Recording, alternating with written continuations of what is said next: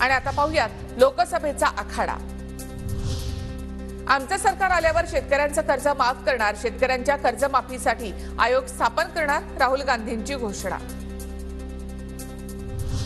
EVM आणि VVPAT बाबत supreme कोर्टाने निर्णय राखून ठेवला, पुढील काही दिवसात कोर्ट या प्रकरणाचा निकाल देईल। वाशिम यवतमाळमध्ये भाषणाच्या दरम्यान गडकरींना भोवळ आली, मात्र थोड्याच वेळामध्ये विश्रांती घेऊन राजश्री पाटलांसाठी प्रचारासाठीचं भाषण पूर्ण केलं।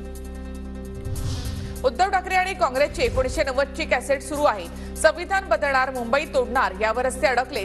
संविधान न मानणाऱ्या काँग्रेससोबत ठाकरे गेले, प्रसाद लाड यांचा पलटवार। गडकरींच्या प्रचार रॅलीमध्ये विद्यार्थ्यांचा वापर केल्याचा काँग्रेसचा आरोप।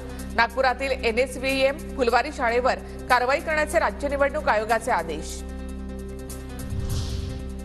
माझ्या आईने देशासाठी मंगळसूत्राचं बलिदान दिलं, इंदिरा गांधींनी युद्धाच्या काळामध्ये आपलं सोनं दिलं, प्रियांका गांधी यांचा पंतप्रधान मोदींवर पलटवार।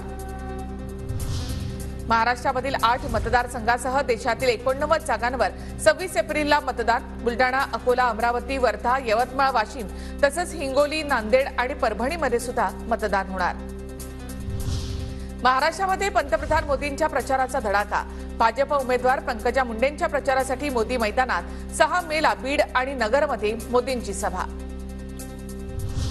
सोलापुरातील वंचितचे नेते राहुल गायकवाड यांचा काँग्रेसमध्ये प्रवेश। राहुल गांधींच्या उपस्थितीमध्ये गायकवाडांचा पक्षप्रवेश संपन्न।